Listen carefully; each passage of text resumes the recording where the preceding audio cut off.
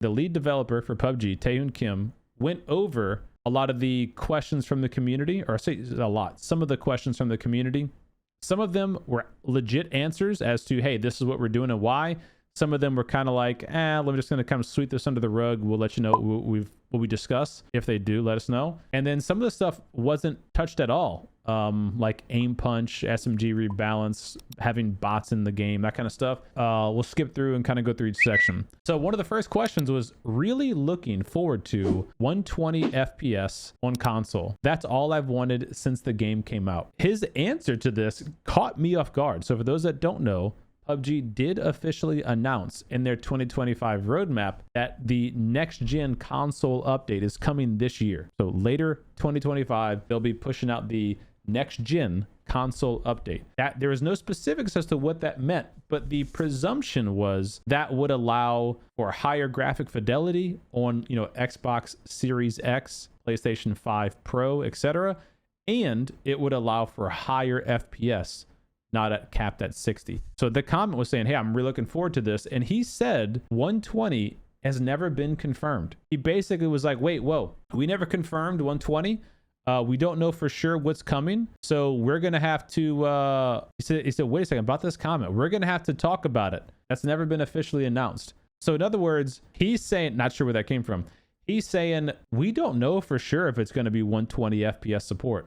We still have to wait and see. So that's alarming that the update is supposed to come out this year for console, and they don't yet know what exactly the update is aiming to achieve. Like, I don't know if that's a marketing strategy. Like, hey, whoa, we didn't announce anything yet. We don't want to blow the top off of that lid yet because maybe they're aiming for higher than 120, and so they don't want to say it's 120, then they come out to 160. I don't know, but that to me seems a little odd that they wouldn't be able to at least, affirm the console community. Like, hey, yeah, no worries. You guys are at least going to get 100 FPS or 120 FPS, whatever the minimum is. So that was a little alarming. They talked about AR meta, weapon balancing, etc. He reiterated that PUBG does weapon balances every 2 months. So like a PUBG update 35.1 may contain a weapon balance. Then 2 months later would be update 36. 2 weeks would be 35.2. 1 month 36.1 would be like 37.1 would be the next weapon balance update, right? Am I doing my math right? It's every 2 months. They do an update every 2 weeks. I think I'm right on that. But anyway, every 2 months they do a weapon balance. So like recently they did the crate weapons. They rebalance all those. And they did SMGs. Then they did shotguns. I don't know what they're going to balance next, but he's basically reiterating that we don't want to fine tune individual weapons. We would rather do like whole weapon class balances at a time. I personally don't agree with that, but that's kind of the outlook that they're going for right now. Comments were asking about, hey, can you buff underused weapons? Scar, M16, AK, Mute. I mean, you can name all the unused weapons. And again, he reiterated, we don't really want to go after individual weapon balances. We want to go after classes of weapon balances. So like all the 5.56 ARs, we want to balance those. All the 7.62 ARs, we want to balance those. The DMRs, etc. So that's what I would expect to see going forward. Keep in mind, every 2 months, they are going to be introducing a new heavy weapon later this year, but no comment on that in this video. This is like beating like a dead horse. Terrain destruction versus building destruction. I'll reiterate to make sure everyone understands. These are two completely different things. When PUBG says we are adding building destruction to a map, they're talking about Sandhawk. That's the only map that has building destruction, which is why the performance is so poor on that map. They are aware of that. They said we're not adding building destruction to any other map until we can get that optimization corrected. Until then, there will never be building destruction on any other map. Terrain destruction, however, is simply the ground being able to create holes and small trees being able to be destroyed. That was originally introduced on Rondo. That got added to Sandhawk. Now it's on Tego. That does not affect your performance, or maybe, I guess, for some machines it might, but that's not going to be like game-breaking performance like it is on Sandhawk. So just to clarify, those are two different things. People should not be pitchforks up in arms about building destruction because they're not adding that to any other map. Just Sandlock only. This question was about the bots. He was saying, hey, basically keep bots where they are. Stop trying to make them better. And also, they want to do more than 3 casual games a day. His comment, his rebuttal to that was, in a nutshell, we don't want to add more than 3 casual games because we want people to play the normal mode of PUBG. So 3 casual modes per day is a limit that's going to stay because they want people to play normal mode. They do want to continue buffing bots to make them move more like humans. I don't know how you guys feel. The way I feel about it, and the way I believe most of at least my community feels about it, because I read all your guys' YouTube comments. I try to stay up to date with you guys and how y'all are feeling about the game, the meta, etc. Most people that I have this discussion with don't mind bots, but they don't want them in their normal games. Like, the bots are so obviously not human-like competitors. They don't feel as rewarding to kill. They don't feel rewarding to get killed by.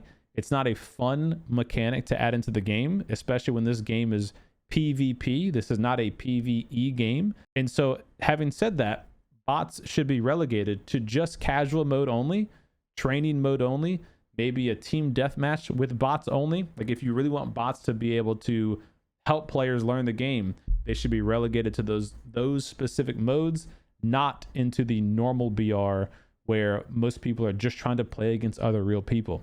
They don't see it that way. They think, bots are the future, and the way they think is if they make the bots act enough like a human, people will like them longer.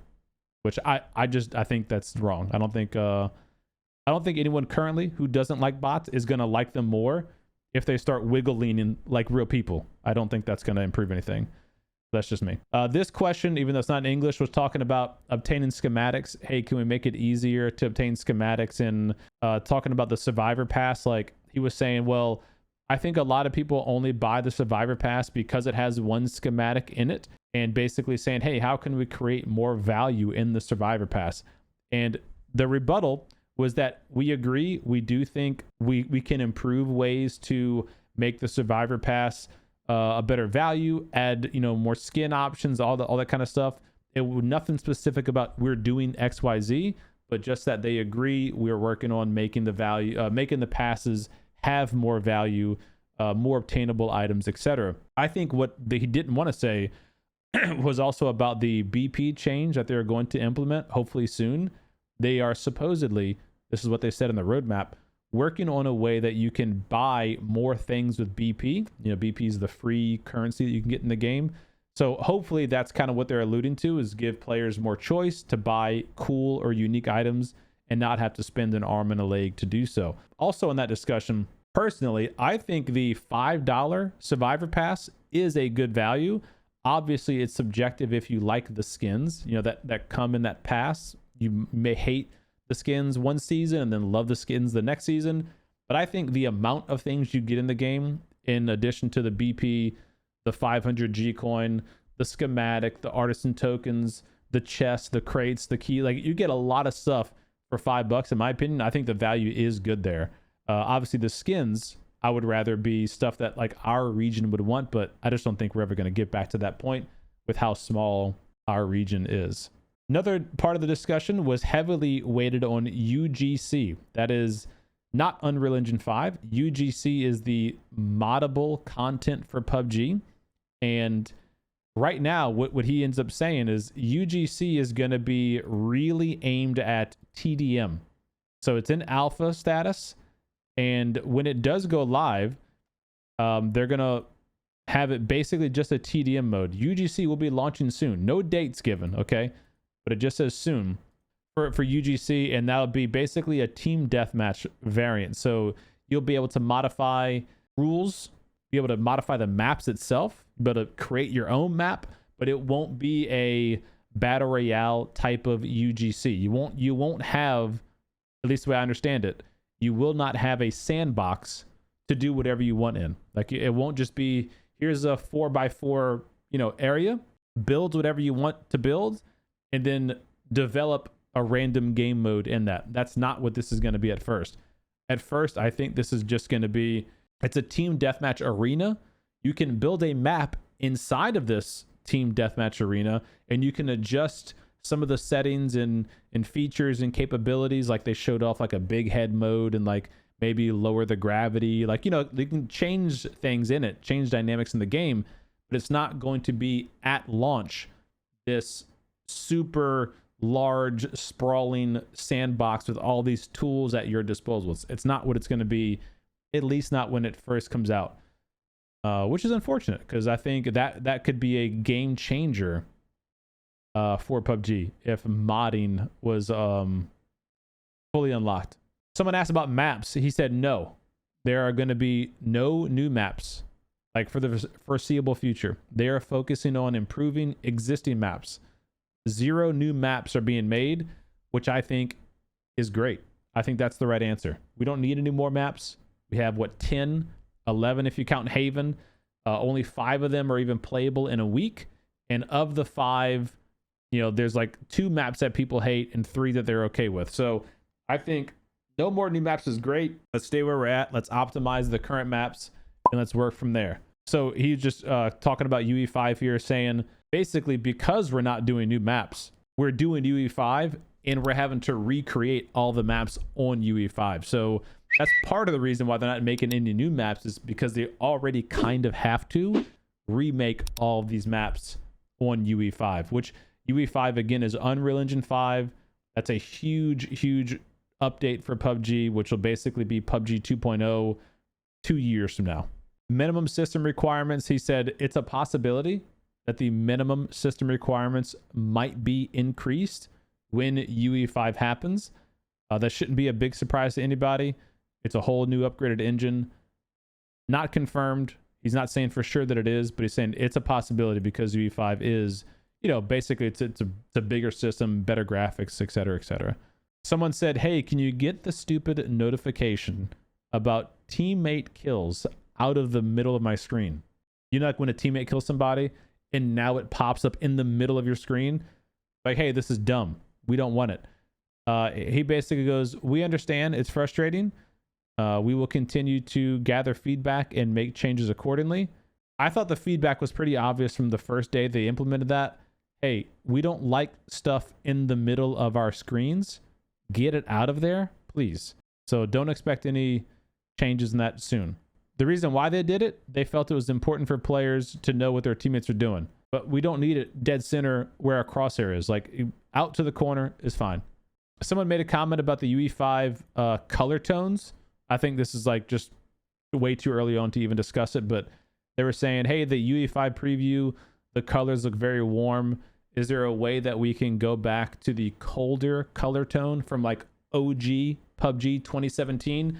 And Taehoon actually agreed. He said, yeah, look, we're still in the super early phases of UE5. We haven't narrowed down the design aesthetic, the color palette, all that kind of stuff.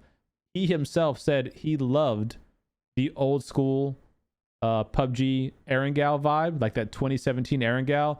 He said he would like to get back to something like that when they go to UE5. So if he has any say-so in that direction, that's something cool to look forward to, is that maybe the vibe shift of PUBG might go back towards that.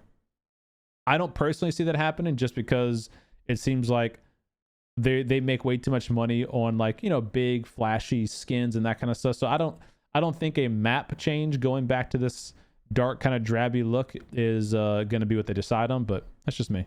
Somebody's talking about custom game options. He was saying we don't have any changes for custom game yet until UGC comes out, which, like I said earlier, it's going to be built on a TDM foundation. So somebody said, hey, let the clans enjoy competitions against other clans. Let's do clan battles, is essentially what the community member was saying. He said this is a great idea. We already tested this earlier last year, and we are going to be implementing some clan events. However, this is the ironic part.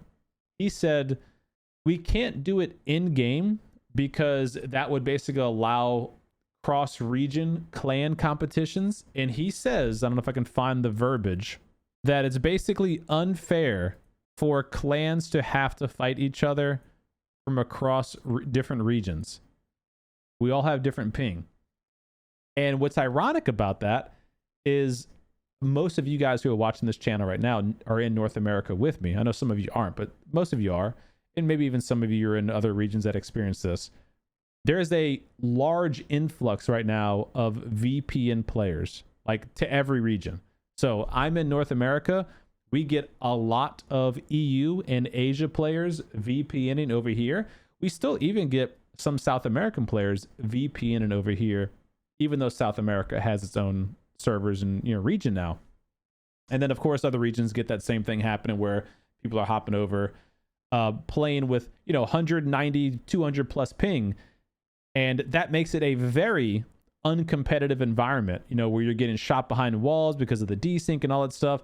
So it's ironic that he's admitting that playing at higher ping is not fair. So South Korea can't really compete fairly. If they have to play against someone in North America or vice versa.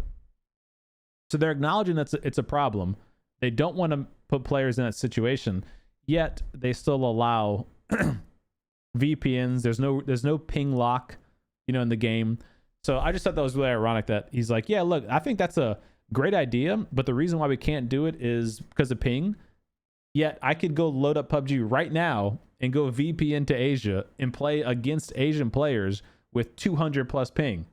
Like that's what we're talking about. So I don't know what the answer to that is. I don't know if the answer is add a ping lock to the game. I don't know if that would help kill the game, not make a difference. I don't know, but it's just ironic that, the leader of PUBG is saying, yeah, that's a problem. And we're still experiencing it every day, He's talking about they tested it this year. They're going to throw it out. So what they're going to do is basically have regional events for clan competitions. So look forward to that, I guess, coming soon. Krafton is currently collaborating with NVIDIA on playable AI characters. Given this partnership, why doesn't the game support DLSS? The answer, while we are working with NVIDIA on AI-related features, DLSS is not part of our current plans as it is a separate technology. So don't expect DLSS to be added to PUBG anytime soon. Maybe when they do UE5, I don't know.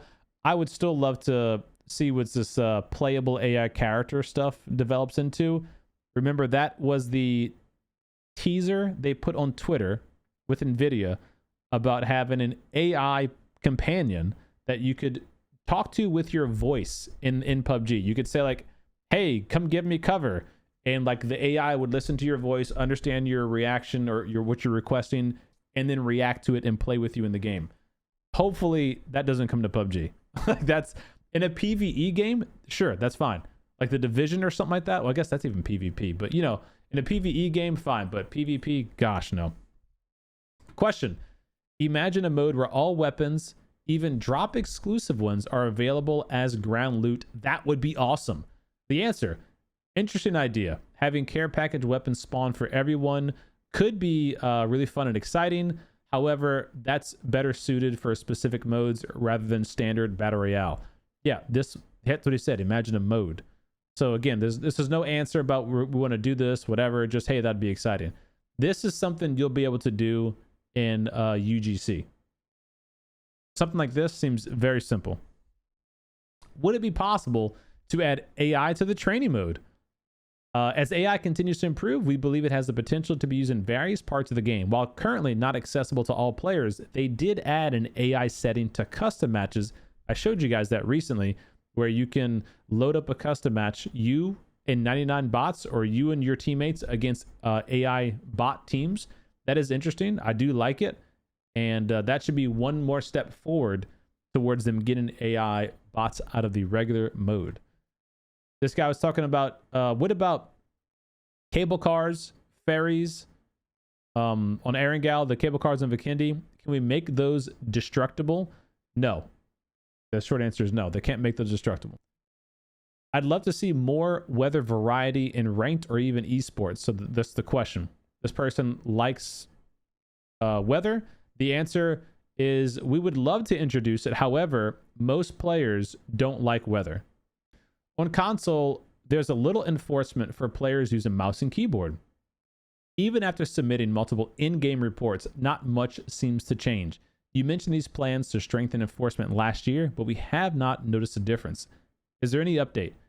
We began researching ways to detect mouse and keyboard on console and have been enforcing related measures since November of last year. However, due to technical limitations, it is still difficult to detect all users engaging in this behavior. We understand it's negatively impacted console players.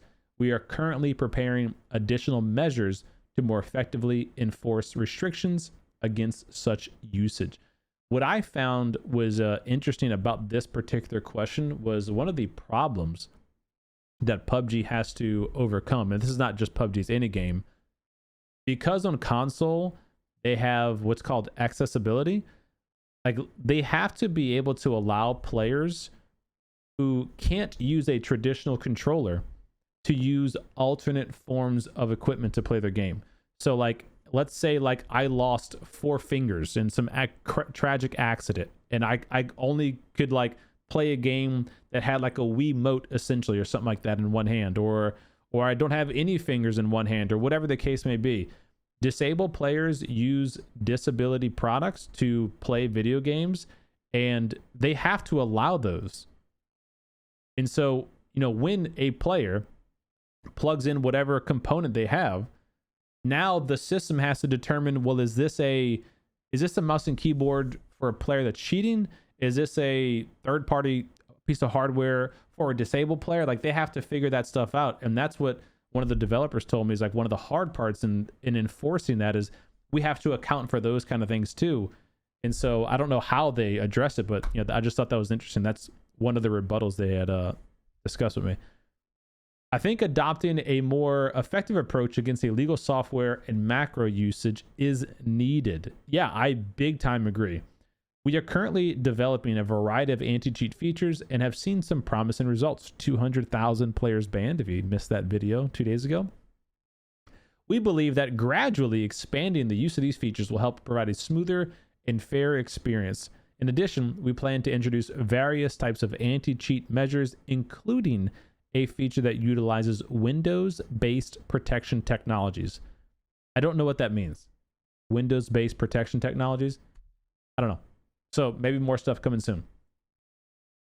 In the past, the system called Pubg Shield program was used, where players could share gameplay videos and vote to determine whether a player was using an illegal software. The system was very practical, and we felt a high level of credibility in our efforts to keep the game clean. After that program was discontinued, you mentioned that you would rely solely on in-game reports along with the development of protection software. Unfortunately, we have not seen a big improvement. So we as a community of players are ready to support these efforts and participate in any initiatives that enhance the integrity of the game. Answer: at this time, we are not considering reintroducing the previous system. However, we do acknowledge the value of rapid enforcement tools that involve player participation. We will continue reviewing various possible alternatives to address this need. So that is the TLDR of the PUBG dev. What say you? What do you guys think about all that? Anything that was like, oh, that's interesting? Any eye-rolling moments for you? Any questions that you would have asked that they didn't answer? Let me know. How in the world is having more maps split in the player base? Wait, how in the world is having more maps splitting player base? Oh, because if you add more maps, Tank, what a lot of players do, and you might not do this, but what a lot of players do is if they hate a map, they will back out of that map and refuse to play it. So in other words, they'll queue up a game. You know, they'll go, okay, I'm going to go play some FPP solo. Boom. They'll queue up a game. They'll sit in queue for 2 minutes. The game will find a map. It'll load them into a Karakin. They'll wait in the lobby. They'll wait for the countdown timer to start. So there's, you know, whatever, 60 people in the game, whatever it is, 100 people. The timer starts, they back out. So now everyone else who stayed to play Karakin now has less real players to play with because they all just backed out.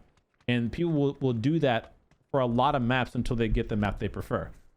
So that's why adding more maps could potentially split the player base even more.